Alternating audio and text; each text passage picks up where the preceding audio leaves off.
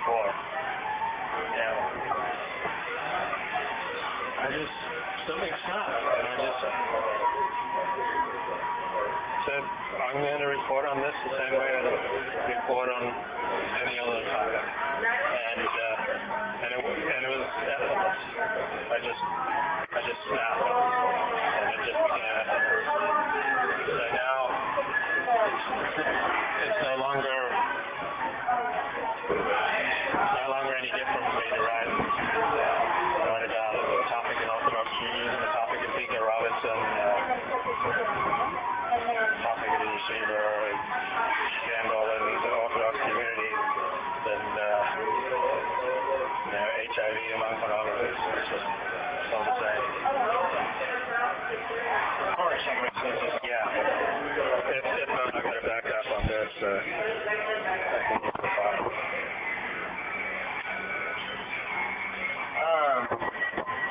Are there any taboos besides certain friends or? Boy, I really have to think here.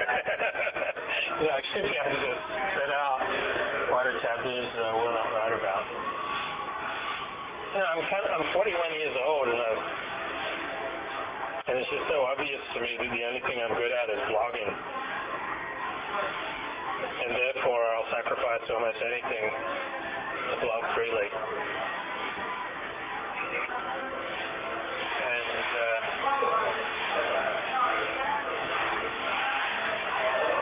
so I'll have to come back to you and see if I can think of anything. I just can't think of anything. You were talking a little about chronic fatigue. Is that what you got that? Yeah, I was really sick. I got really sick in 1988. I did my best to struggle through for a year, which was so humiliating. I mean, I was a grade 8 student before I got sick, and suddenly I was just crippled. I mean, my mind is the most precious part of my body, and suddenly I have constant headaches, and it's just not turning over very quickly. And it's never returned. Like I can't do the mathematics, I can't do the calculus now that I was doing 20 years ago. I can't do the really hard thinking that I was doing 20 years ago. I don't have the strength and endurance that I had 20 years ago. I'm just not as mentally sharp, and it's just humiliating to go through life, like 2/3 strength.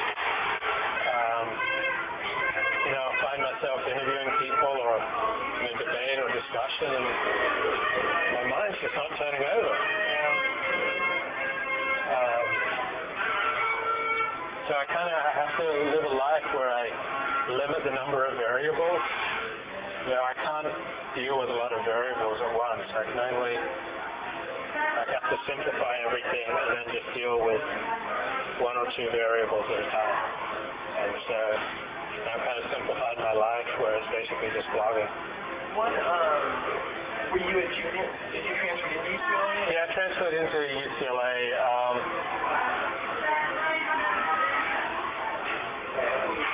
How long did you have to go before you graduated? Well, I only finished 3 classes, so I would have had 2 years to go. So. You moved home? I'm sorry? You moved home then? Well, I moved back to my parents' house in Newcastle, which is 45 minutes north of Sacramento. And then I moved back to Australia for 9 months. And then I moved back to my parents' house. And I tried living in different places to see if that would affect my health, and it didn't make any difference. And then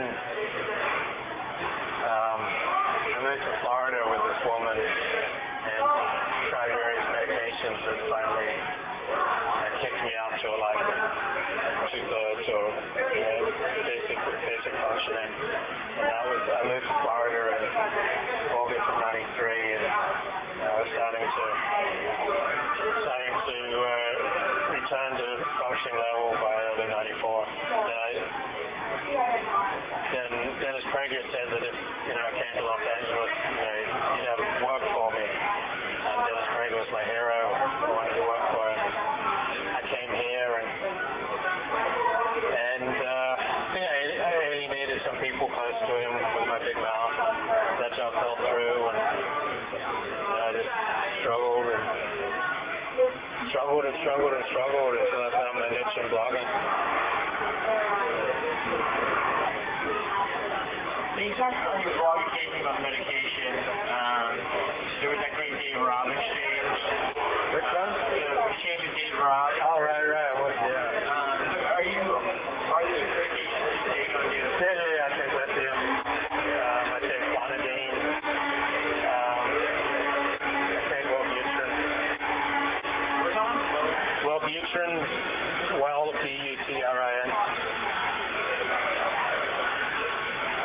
That one makes me really impatient, very snappish. I remember I had someone who picked up my bottle of Wellbutrin, threw it at me, and said, "That's what our problem is."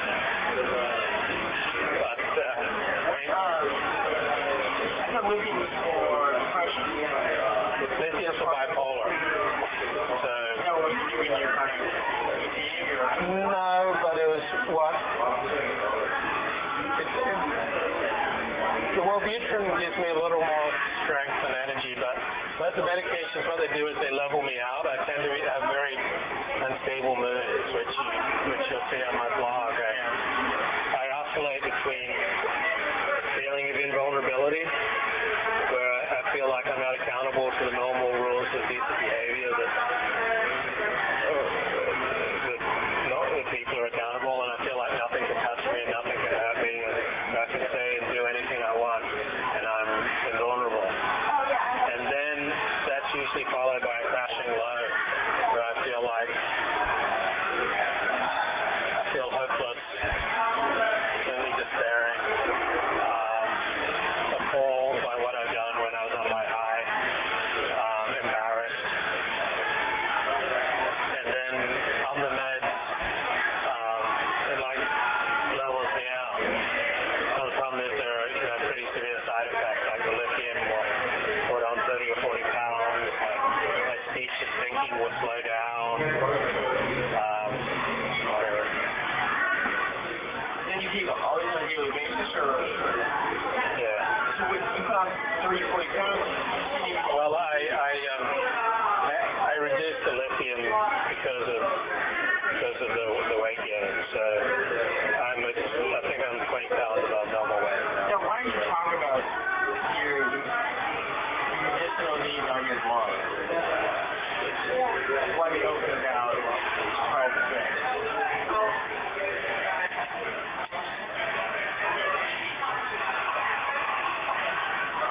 I don't exactly know. I don't exactly know why I do many of the things that I do on my blog. It's very raw. It's basically as long as I don't think I'm committing libel, as long as I don't think I'm defaming a private person or an innocent person, I feel pretty free to trash myself or just to try to grapple with writing the same way about myself as I would anybody else. And so there's not much censoring device between what I'm thinking and feeling and what I'm writing. If I have to think too much about how I want to phrase something, it's not what I want to achieve. So it's not like every raw thought do I want to blog, but every thought I want to blog has to be raw. Because once it's too analyzed and too scripted, it loses something. Like I have this tendency to be incredibly conscious and self-righteous, and so I have to stop myself before I think about anything too long or script anything too long, because I'll immediately go into compulsive self-righteousness, where I'll use my brain to justify everything I've just done and why none of